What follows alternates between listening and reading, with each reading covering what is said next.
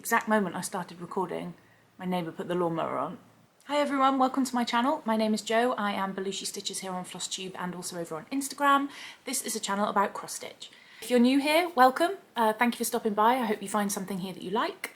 And if you're returning and or a subscriber already, then thank you for coming back. It's been a while. Not yet a subscriber and you do like what you see, please hit the thumbs up below and the subscribe button. That would be awesome. So my plan for today is to just give you a very brief update as to where I've been since August. I cannot believe it's been since August, my proper last floss tube. I say proper last floss tube because this is not the first floss tube I've filmed since then. Shan't bore you, whole other story. So I thought I would give you a brief life update, that is really hard to say, and show you my main WIPs. Probably with a view to, I've got a week off in March, so probably do a full WIP update, WIP parade then. If that is something you'd like to see, please let me know in the comments. So my last floss tube was in August, and I had just finished the 2 exams before my last one. My last one was due to go ahead at the end of November, which it did. So in August and September, I thought they were going to be pretty chilled out. They actually weren't chilled out at all. I spent an awful lot of time, I wasn't studying, but I spent a lot of time working towards an opportunity at work, which I was successful in, and then also writing up and finalising the evidence that goes alongside my qualification. October came and was full on for 7 weeks. I did 8 mock exams and just threw myself into that. Around the second week of October, I thought to myself, I'll just film a really quick floss tube because I'm not going to be able to get to this till after my exam in November or maybe even December. I better just do a quick update. Talking absolute nonsense into the camera. And it came to editing afterwards and I'd missed stuff out, I'd repeated myself. I was just talking nonsense. Just, you didn't need to see that, I didn't want to see it. So carried on studying for October, carried on studying in November, took my exam at the end of November. I knew it would be a bit of a wait until January to find out the result of my exam, but just thought, right, okay, I can relax now. So last week of November came, middle of December, and I was running into, if you're a bit, it's not going to be like if you're a bit squeamish, maybe like cover your ears for like 10 seconds, but it's not anything really horrendous. But basically I ran into my office and I just hit my foot on a corner of the room, like the wall, just a bit of skirting board on the wall. And I don't know what I did. I did go and seek medical professional advice after about 2 months because I couldn't walk. For about a week I couldn't weight bear on my foot. And I probably broke my toe. I might have chipped a bone in my foot. They don't actually x-ray for things like that unless things look pretty horrendous. But it's taken 2 months for me to actually like properly be able to walk. I can't put on the shoes I used to wear. I really hurt it. And that just put me out for December. And I had Christmas, you know, and I couldn't walk. My parents lived 2.5 minutes walk around from my house. I couldn't walk around to their house. If I did, it would just take like 20 minutes to walk what would take me 2.5 minutes normally. It gradually started getting better in January. Anyway, put a slight like 1% dampener on my Christmas, but Christmas and New Year came, it was fabulous. I loved it. Christmas is my time of year. I'm already looking forward to next Christmas, if I'm honest. But then we had January. Yep, we had January. We had February. Is it still February? Yeah, so we had February. It's now March. What am I trying to say? So in the middle of January, I'm sure some of you might be wondering, did I actually get my exam result? And yes, I did, and I passed my exam. I cannot tell you how happy I was, and I actually stayed up for my exam result and then kept waking up, like refreshing my screen on my phone, and the results came in at like after 9 o'clock in the morning. So I passed. So that was my last exam. So that happened. Suddenly we're in February, suddenly we're in March. So obviously I don't think I can do this floss tube without just a mention of obviously what's happening in the world at the moment, and particularly with Ukraine. I have bought some patterns from some Ukrainian designers on Etsy. I will put, I haven't even downloaded them from the actual Etsy download section yet. I just bought them this morning. So, on to stitching. Long life update. How long was that? It's like 18 minutes. I'll cut all that out. I think I forgot to say this in the intro, but I'm also going to show you some finishes that I've done since August. I can't remember how many I've got, hang on. I've got 5. So the first one is a September finish. This Snail House Strawberries by Forest Embroidery, and here's the finish. So I stitched this one in 7 days. It took 51 days from start to finish, but I actually only stitched on it on 7 days. It's 2/2 on 32 count. Comes in a kit with all the threads, needle minder and floss and fabric from Forest Embroidery. There were 6 colours and it was absolutely lovely. Really lovely to stitch. Beautiful. Myself and Emma from Emma X Stitching, stitching them every Saturday using the hashtag Snail House Saturday. If you use the hashtag whenever you post about it, or on Instagram or on Facebook or on YouTube, then it means we can search for you and see how you're getting on. Yeah, we're stitching it on them every Saturday. Forest Embroidery have released 6 so far. There's going to be 9 in total in the series. They released 3 last year, 3 a couple of months ago, I can't remember when, and then the next 3 we don't know yet. We haven't even seen sneak peeks of them. So really excited to stitch these. Emma did mention in her last video that I sometimes push it to Snail House Sunday, and I have been known to push it to Snail Maison Monday because I just am rubbish.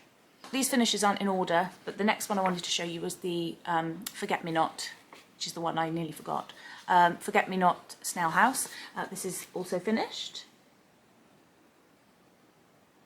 Love the house for this one. So I stitched on this one again. It took 7 days. It was 50 days start to finish. 2/2 on 32 count again, 6 colours, and yeah, this one was a lot of fun. And it's really interesting when you look at the model on the front of the box to see where they've gone with their variegated thread, because you could have that snail, could be stripy this way as opposed to this way. So you could just do whatever you want on them, and it doesn't matter. They're going to look brilliant no matter how it's finished. So yeah, these are around 3,600 stitches. And so for the last of the snails, Emma and I both stitched them in the same order, and essentially it was because we wanted to end up on this one. We liked the expression of this snail so much we wanted to leave him till last. Lily of the Valley, also a finish. Look at his face though. Oh, I'll stretch out the fabric a bit. Look at that smile.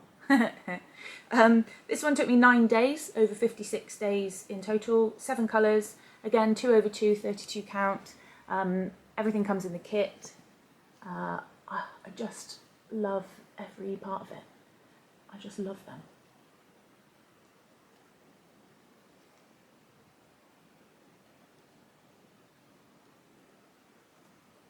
And yeah, this one was 4,000 stitches in total. The next Snail House is Grape that we've chosen, and this is what it will look like. Sorry, waiting for the autofocus. There you go. And I don't know if you can see, yeah, you can see the white really in the white in the house there. A bit bright, sorry.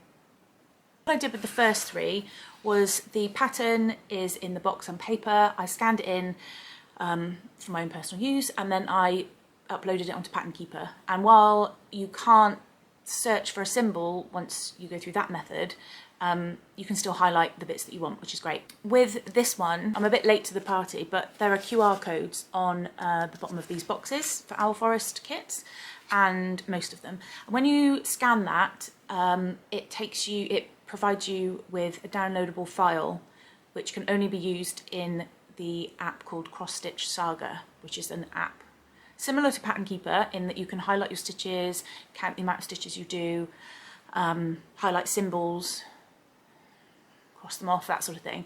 But I believe that this one also shows backstitch, and if you have like a row of, I don't know, 37 stitches across, you can put on a little kind of overlay tag that has an arrow that points to those stitches, and it tells you how many are there. So instead of you having to sort of count across it does it for you. So it does a couple of things for you. It's really good.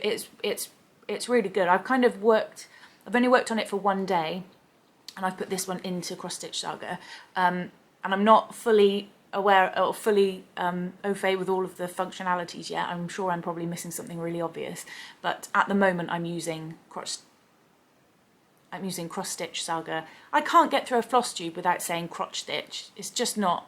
It was that Witcher piece that I did, the Geralt Witcher piece, that did it. So I'm really enjoying those, and I've been really rubbish the last 2 weeks, but I intend to catch up on this one and yeah, get back on track really. My next finish is Deck the Halls. This is by Caterpillar Cross Stitch. This was released by Caterpillar Cross Stitch. I can't remember which year it was now. The last 2 years have kind of blurred together for me. Maybe 2019? I'm not sure. It's a stitch along, so it was divided into 6 individual parts, and then each part was released each month as a mystery. Emma and myself, we decided to stitch this one in time for Christmas. So we used the hashtag Deck the Halls in time for Christmas. Many of you joined us, and it was really cool to be able to see which different fabrics we used. We had a group chat on Instagram. It's just so much fun to see what fabrics people were using, what threads people were using. If people use different coloured fabric, then they might have to sort of change up the pattern a little bit. And it was so good to see everybody, and it was really lovely to do it in a group. I haven't even sort of thanked everybody, but thank you. If you joined us, thank you very much. And I absolutely loved it. So we did exactly the same. We did it in the order of the original release from Sally at Caterpillar Cross Stitch, and we did it in the 6 parts. Started in June, and we were going to end in November, and the plan, June, July, August, September, October, November, and the plan was to finish it in November, ready for December. Caterpillar Cross Stitch do have a tutorial on YouTube, on their YouTube channel, about how to finish this as a wall hanging. I should probably show you. This is on, what is this on? 16 count Ada, 2/1. It totaled 8,300 stitches. It took me 26 days, over 156 days. It is, oh, I just loved it. The writing was like the best bits for me. I've realised I'm not a fan of stitching Christmas trees. I'll explain all about that in my WIP parade. I don't think I changed anything in this. I think I just did it all exactly as called for. Yeah, did I? Yeah.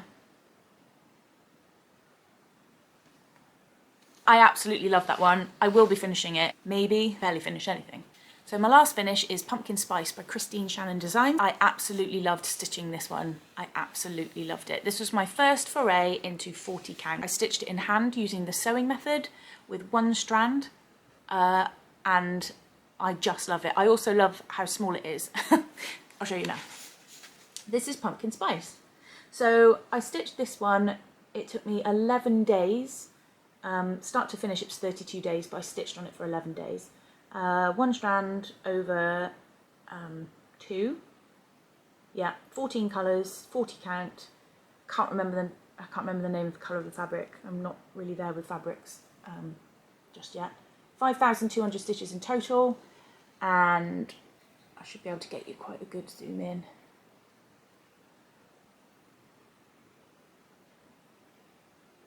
I know there's a bit of a gap in the dark colours, but it really doesn't bother me from far away. This is the colour, this is like the colour scheme that I love. The teals and the reds and the browns and the greens and oranges, that's like my favourite kind of colourway, I guess. Oops, everything is tiny, tiny stitches. It was so much fun. It was so much fun. I can't even tell you. It came to these kind of vines. They did alternate between light and dark green. And what I did was, I don't know, like a crap version of parking. So I would do the light green, leave the thread hanging, do a bit of dark green, leave the thread hanging, pick up the green one again and thread it through the back of the dark green. So I kind of did that. If any of you are even remotely interested in the back of my piece, this is what it looks like. It looks the same! I could have showed you that all along. I love it. No, it doesn't quite look the same, but it's not bad. I did the sewing in hand method that means, oh, I don't think you can really see. It means you kind of get lines. There you go, you can see it in the white stitches. I did it like that. I know that there's other sewing methods where you go up and down vertically. There's quite a few different ways of doing things. But anyway, this is my back. It's not bad, is it? I'm genuinely impressed with myself. Anyway, thought you might want to see that. So that's it for my finishes. What I do have is a fully finished object. You'll all, I'm sure, be so proud of me that I actually used I actually framed something, and it was for mediocrities. This was a stitch where my dad sent me a meme of mediocrities, and I immediately went onto Etsy to try and find a pattern. Of course there was a pattern for it. I used the main statue head and shoulders in the middle head, and then the wording I changed, and I bought an alphabet from Etsy, and I just used that instead. So yeah, and I framed it in a white frame and used mat board, I think. Yeah, and put in pins. Go here. I realised that when I filmed this original Flosstube, I talked about this a lot, but I completely forgot when I re-recorded. So I wanted to say a massive thank you to Morty from Mad Morty on Instagram and also on YouTube. Morty did a tutorial on French knots. I haven't done French knots for well over 20 years, and I completely forgot how to do them and thought that they were horrendous. And I tried crosses instead of the 3 dots and the I in mediocrities, and I tried a few different things, and it just all looked rubbish, and I knew I'd have to go down the French route track. And I'd seen that Morty had done a tutorial, really short tutorial. It's so informative. It just made it look easy, and I followed her tutorial, and I managed some pretty good, if I do say so myself, some pretty good French knots, I think. So yes, please do go and check that out if you're stuck or anything like me, and there was absolutely no way I was gonna relearn how to do them, but I did, and now, I mean, I can't remember now, I'd have to watch the tutorial again, it was like last year, but yeah, please do check that out. They weren't as horrendous as they seemed, and I'm really grateful, so thank you, Morty. This picture is a picture of this one hanging up on my wall. I just wanted to see what it looked like before I gave it to Mum and Dad, and then hopefully the picture coming up in a second should be one of the 2 places that it's been in my parents' house. There, if I can get a picture of the other one, I'll put it in, and if not, I'll put it in at a later date. But yeah, so it's kind of gone with a kind of the statue. So yes, thank you, Morty, for the French knot tutorials. Amazing. And this is also where it is. This is now the second place that my parents have put it in their house. I'll put in a picture, if I haven't already, of where this is. It's been in 2 different places. It was a present for my dad for last year, for his birthday, and it's been in 2 different places in their house, and it's just so fun. I just absolutely love it, and I'm really proud of myself for actually framing something finally, and it did give me the confidence to frame other bits, and it was really good, like straight across.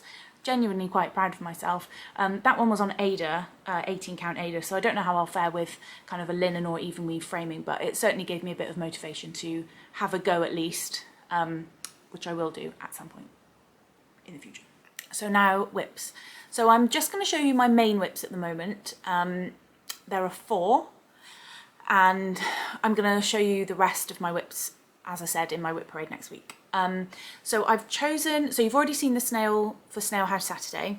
I've chosen the WIP that I'm going to talk to you about in a minute, and try and drum up some support with stitching that goal.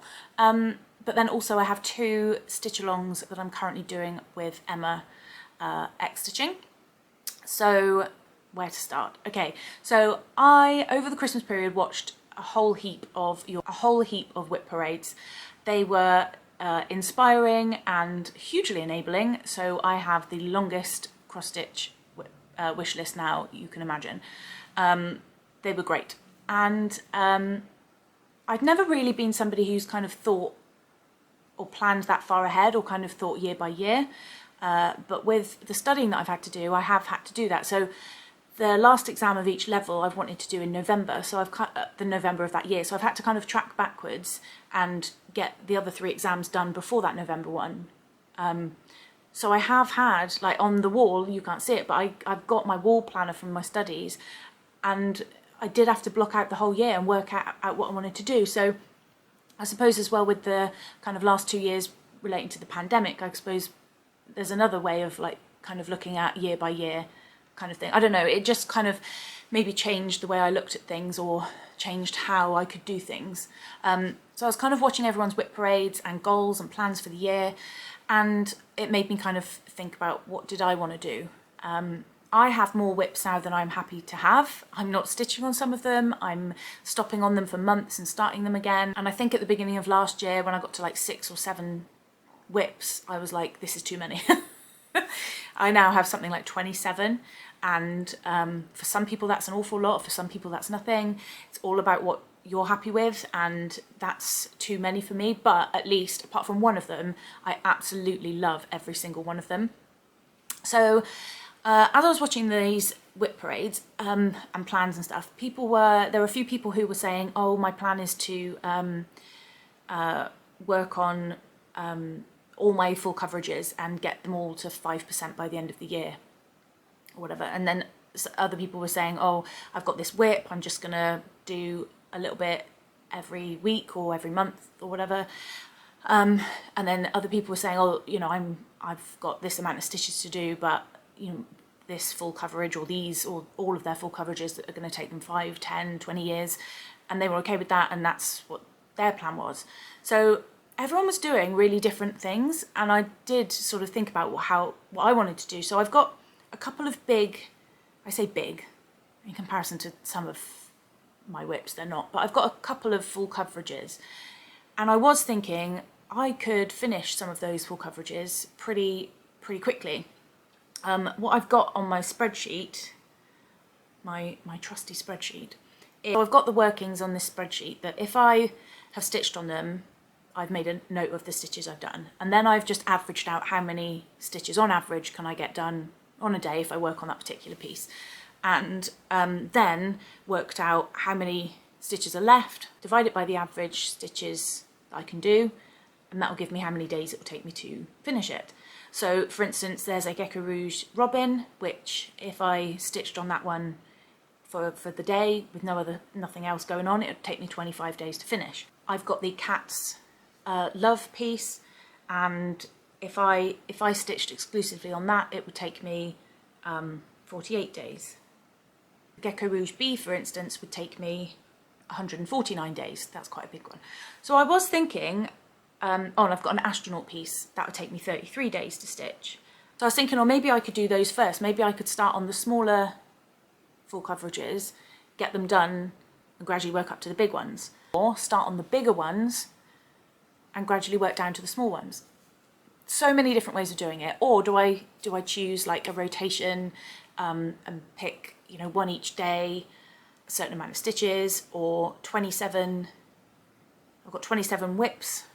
I could rotate one day every month, whatever. Anyway, just too many thoughts and options. I don't remember if I decided on the 1st of January or the 2nd of January, but I really had like the calling, the pull to stitch on my Adrift piece. Adrift is by Selina Fenech and is charted by Heaven and Earth Designs.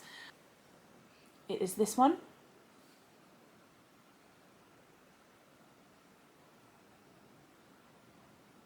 I ummed and ahed about this one for well over a year before I bought it, and I finally bought it, and I bought the mini version, and I didn't start it. I wasn't entirely sure whether that was the right one. In the Facebook group, I was looking at people's finishes and WIPs, and on the Heaven and Earth Designs website, if you're not aware, there's a section called Gallery of Finished Pieces or something. I'll put a little screenshot up here, and then you can go to the artist's surname, and scroll through, and people who have put their pieces on there, their finishes, are in the gallery. And you can see whether someone's done a mini or a regular. Sometimes they're not quite labelled correctly, but you can work it out. and I just ummed and ahed for ages, and I realised I didn't want to do the mini version. I thought, I'm going to go for the regular version. Now, my meeting on the turret stairs, which is something I'm going to do a little Flosstube extra about, I got that one framed last year, and it's not actually in my house.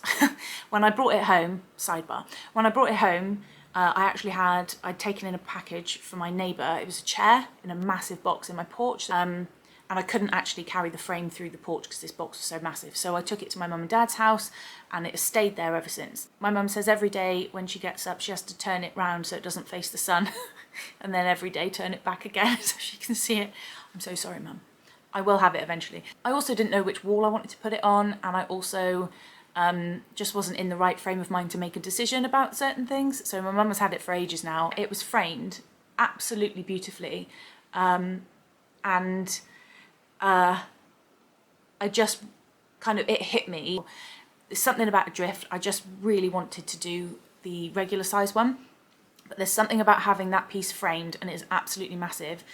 This Adrift piece is even bigger, but there's something about having it framed, and I got the special glass where you can't see the reflection.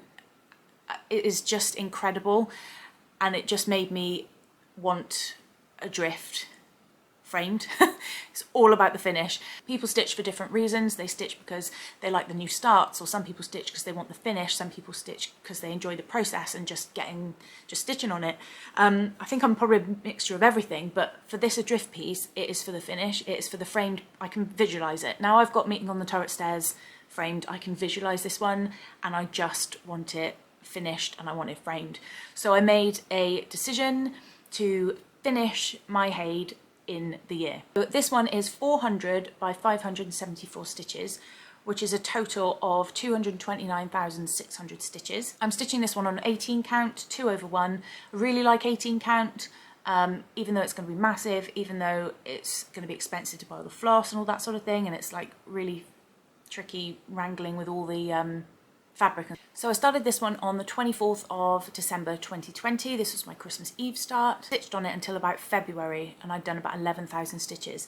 Then I had a massive gap until November, and I think that's because I stitched on Alice and Sunflower Cottage and just put this one to the side. I realise I am pretty much a monogamous stitcher when I really, really, really want to work on something. At the end of the year, I'd got to 14%. Thinking about it, and I was thinking, how many stitches will it take for me to finish this by the end of the year? So I had 197,000 stitches left. I literally divided by 365, and the answer came back as 540 stitches per day. Most days at the time, I was able to stitch about 1,000 stitches on different projects and doing whatever I was doing. So I actually thought that's doable for me, potentially doable. And at the time, when I made this decision, I didn't know if I'd have to resit my exam. If I did, then I would have had to have done it in February, in which case all of these plans would have gone out the window and I would have focused on that and sort of dropped it all again. But I didn't have to redo my exam. So it meant that I was able to carry on with this. So 540 stitches per day, and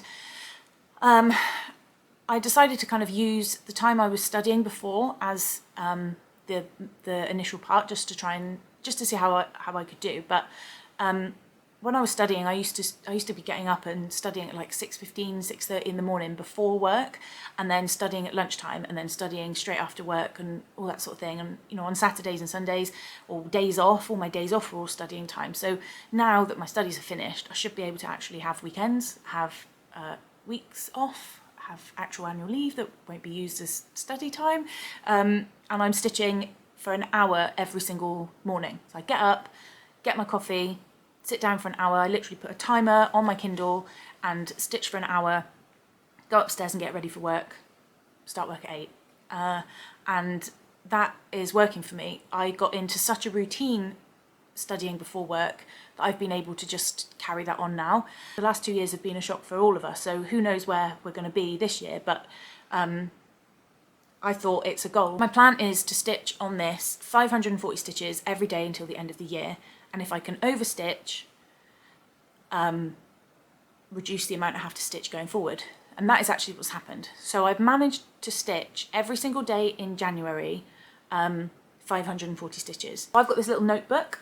I've got on here little columns, and I've got here how many I did, how many I did adding them up as I go along, and then how many I need. So for instance, 540, and then this is just adding 540 all the way. So by the end of the week, how many have I stitched in total, how many did I need, and whether I'm over or under by however many stitches.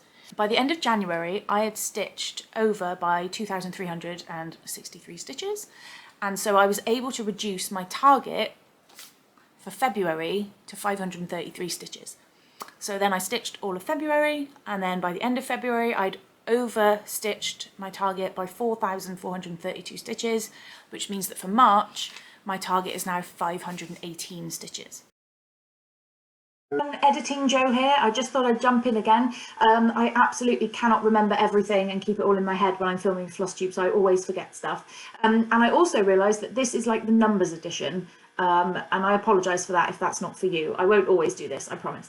But I just wanted to say that in January, the target stitching at 540 stitches a day was 16,740. I stitched here on the screen 18,617, which meant I overstitched by 1,877. And then for February, my target at 533 stitches per day was 14,924. I stitched there on the screen 18,842. So I overstitched in February by 3,918 stitches. So yeah, my target then for March is 518 per day. So doing that little bit extra every day really does reduce the amount that I have to stitch going forward. Maybe I'm going to aim, so I'm going to try and keep going with this. If anyone is in a position and they think, I think I could finish my Heaven and Earth design by the end of the year by stitching on this one every day, please join me. A bit of motivation goes a long way. My thought process as well does change a bit. So my plan is to like finish this Heaven and Earth this year. Next year will be my other full coverages. I'm loud. I'm pretty good at not starting big projects now, because I know I'm not actually going to be able to get to them. So as much as I want to start all the things, I am stopping myself from starting all the things. Next year will be my kind of finishing the astronaut, Robin, bee, Escher, mugshot. I think those are the full coverages that I have. And then the following year, dun dun dun, I might see how I get on next year, who knows. But I really want to do a chatelaine. I've bought the pattern. I really want to do a chatelaine, and I might do that next year, that year. Or I found a pattern that's like a companion piece for, I'll show you. So I found a pattern that could be a companion piece for Meeting on the Turret Stairs. The story behind Meeting on the Turret Stairs is quite sad, and I will read out properly when I do my Flosstube extra about it. But it's quite a romantic tragedy, tragic ending, and it makes me happy and sad whenever I look at it, but in that kind of romantic tragedy way. And so I found this piece on the Heaven and Earth website, and I thought it's completely different people, probably genre, different countries that it relates to, but I feel like this is the kind of happy ending to the Meeting on the Turret Stairs that could have been. It's called the Accolade, with artwork by Edmund, Blair, Leighton. It's 451 by 640. I went for max colour because, again, I looked at the finished pieces and some people had done the regular ones. And then just some of the detail in the background here, some of the detail in these people's faces weren't quite showing or coming through. And I just thought it was just going to be brilliant. So yeah, I think I'm going to do that one. And that is 337,000 stitches. One won't be done in a year. That's my plan. So some of you may be wondering where I am. Hi everyone. So Editing Joe again. This is from the 19th of Jan. We're then moving on to the 3rd of Feb. You can see there how big the fabric is for this piece. I think we're still on the 3rd of Feb. Yeah. And then we're going to move on to the 20th of February. So I got the row complete.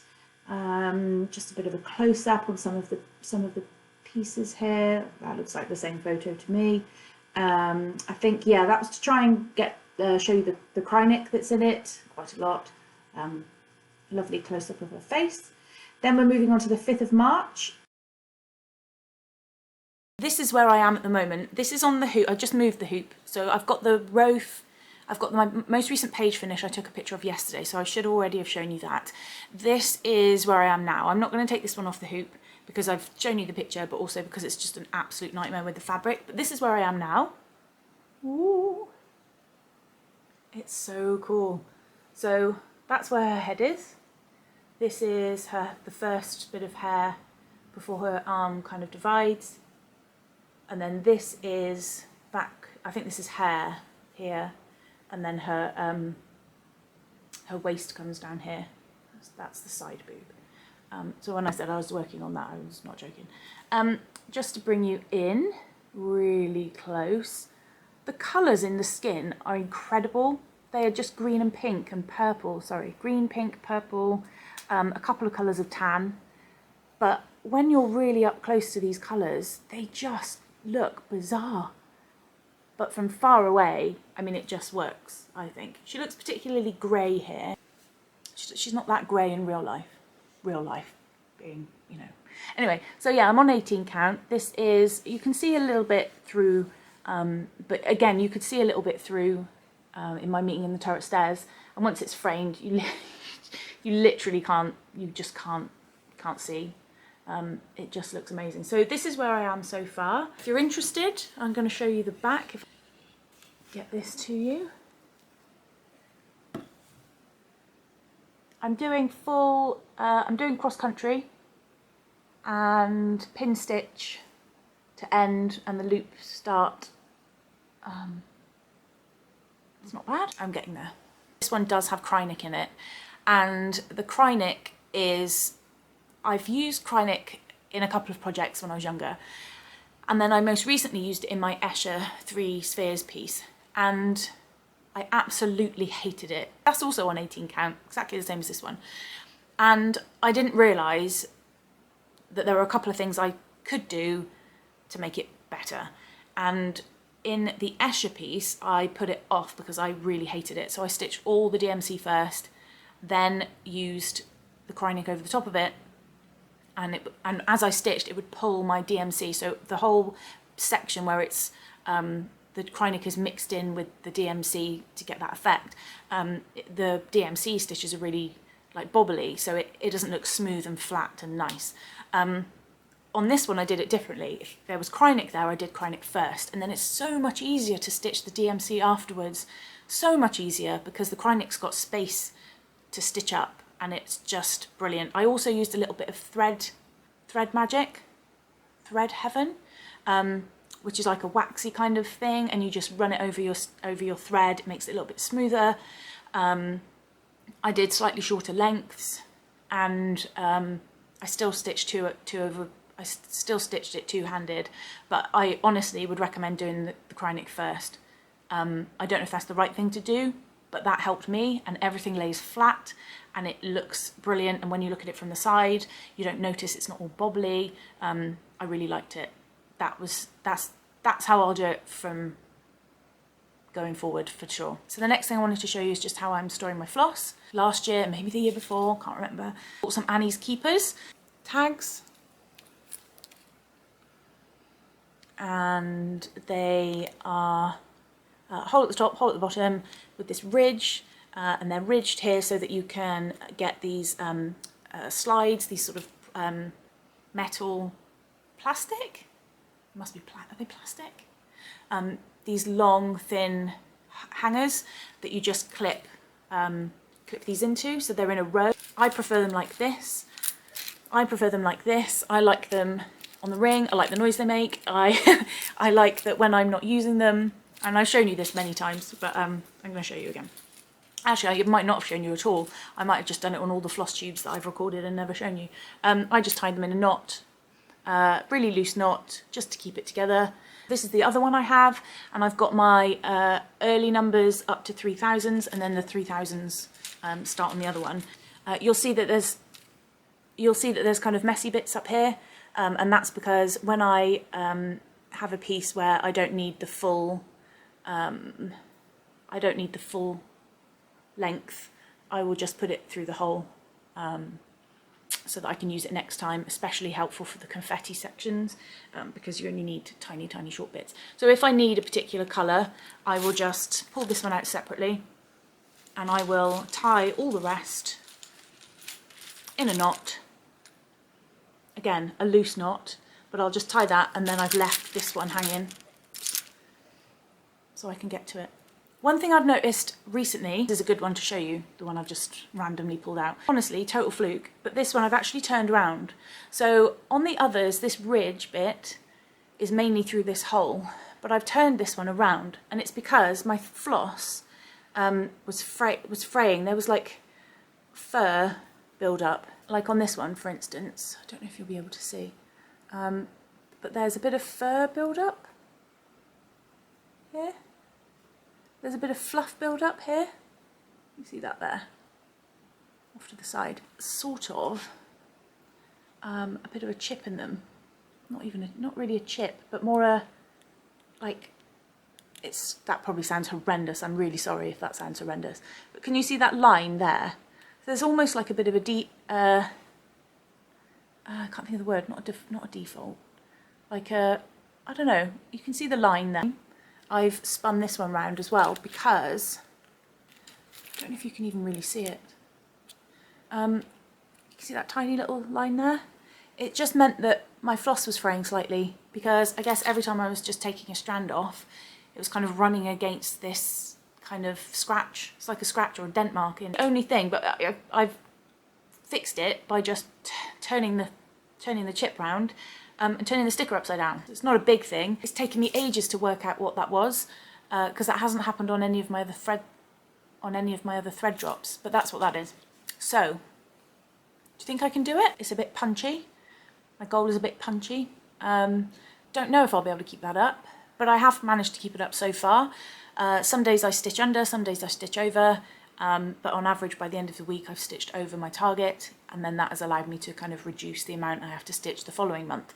And my plan, maybe if I get down to like 500 stitches in the middle of the year, maybe I'll push it back up again so I can get it framed in time for Christmas, so it's not finished by the 31st of December. I don't know. I'm just going to see how I go. But I certainly know that I need to stitch on my other bits and pieces. I've still got other days. I've still got days off now. I've got weekends now. So I've got more time now in general to stitch on other things. So I'm hoping that just because I'm prioritising this one as the main focus WIP for the year doesn't mean I won't ever pick up the other ones. So I will be working on other things as well, but I think this is my main goal for the year. If you'd like to join me, hashtag finish a HAED in a year, maybe? Maybe might actually end up being part of the hashtag, considering it's quite a big goal. But yeah, I don't know. I'd be interested. Have you ever done this? Is it something you would consider?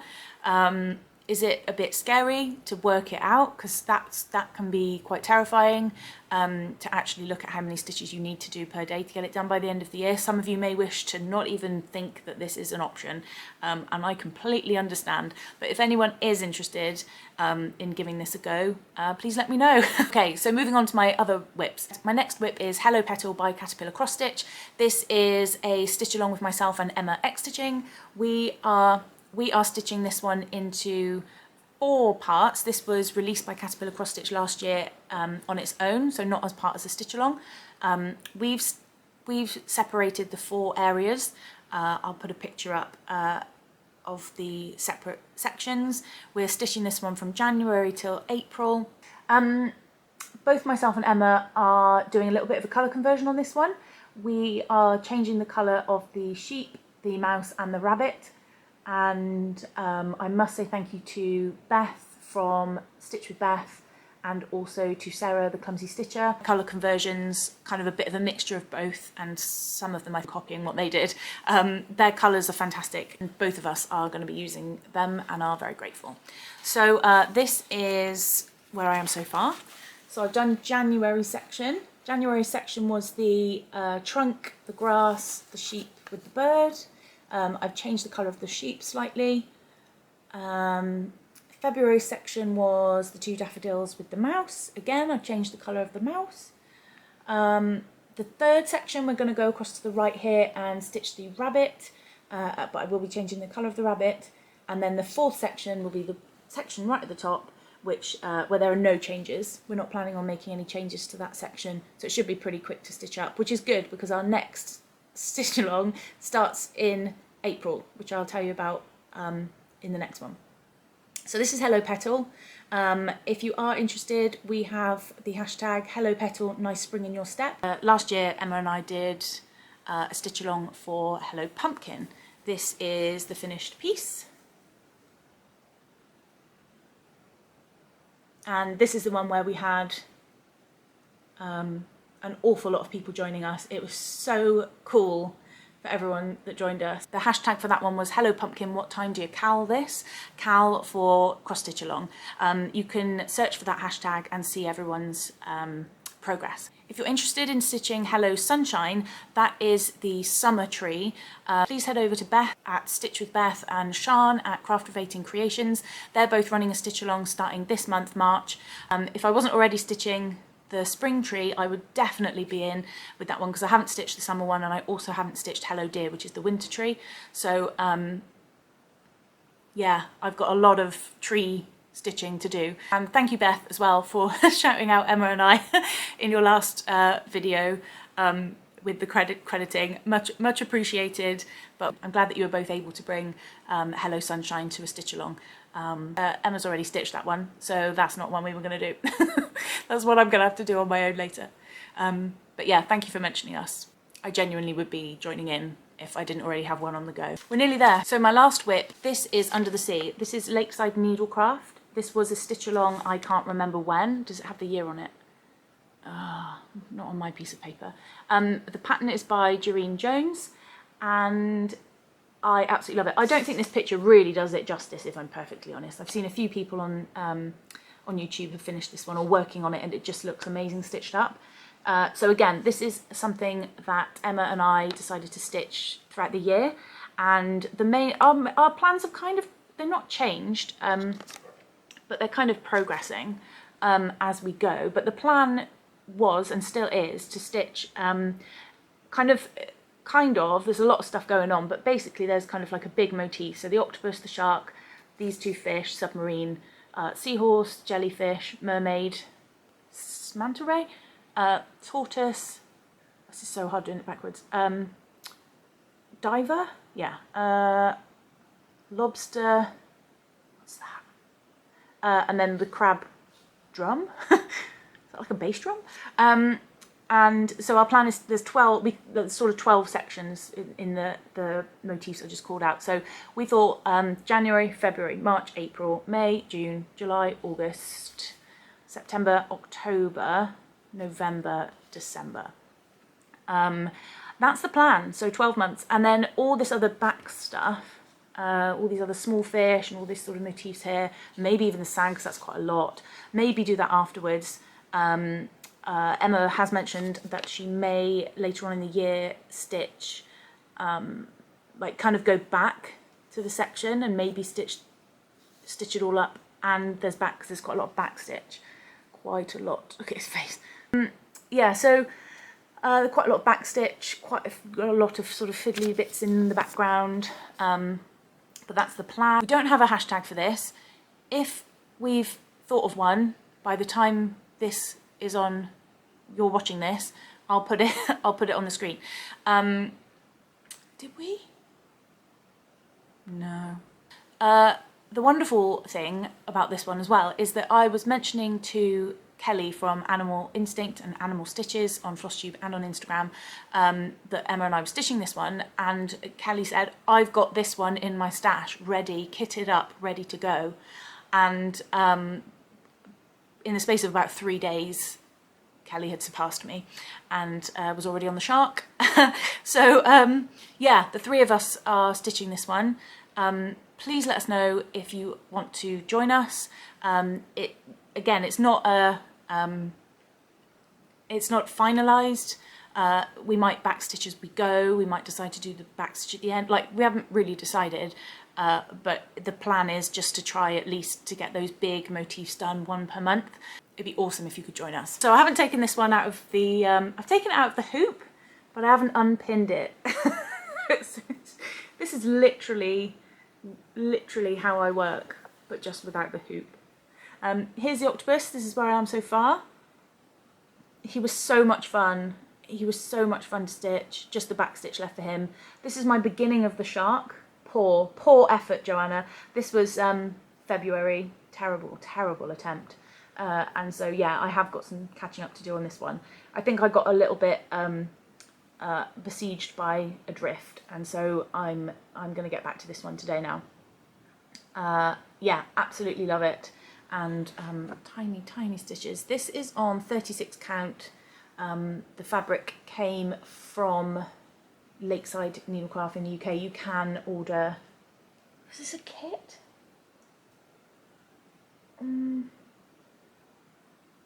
remember. It might have been a kit. Terrible. If it was a kit, then I'll put it on the screen.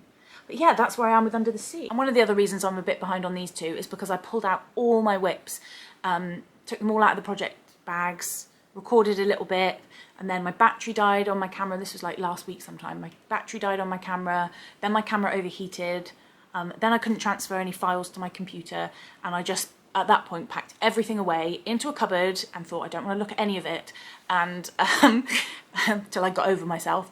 And then, yeah, and so those were at the bottom of the WIP pile, so I just couldn't face going in the cupboard of WIPs and to get them out, but obviously wanted to do that today just to show you where I am with everything. So that's it, everyone. Thank you very much for watching.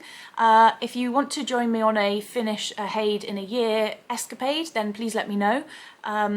If you think I'm silly to even try it, let me know in the comments. If you think this is a good idea, also please let me know in the comments. If you've done this before, if you wouldn't even entertain it, I genuinely would love to know what you think. I can't believe I've kept up with it this long, if I'm perfectly honest. So yeah, so my plan for future videos will be a WIP parade. Hopefully I'll film that in the middle of March. I'm also going to do a little Flosstube extra about my fully finished meeting on the turret stairs. I've got a few other bits and pieces. I also am planning, and I know I said this in August as well, I'm planning a WIP parade, planning a kit parade, or a pattern parade. If that is something you want to see, please let me know. I personally love watching them on other people's. I love watching them so much. So maybe I'll do that. So I hope you've enjoyed watching my Flosstube. Please do say hi in the comments below. Again, if you liked this video, please hit the like button, the thumbs up, and if you're not yet a subscriber, please hit the subscribe button. I'm really glad that I'm back, and I'm glad that I started reasonably small as opposed to a gigantic WIP parade, which seemed a bit unsurmountable last week when I had a go at it, but I think it was more about my technological issues as opposed to the actual parading. If you all stay safe, I hope you all stay well. Hopefully we'll see you in a couple of weeks' time. Please check me out over on Instagram at Belushi Stitches. Hopefully see you at the next one.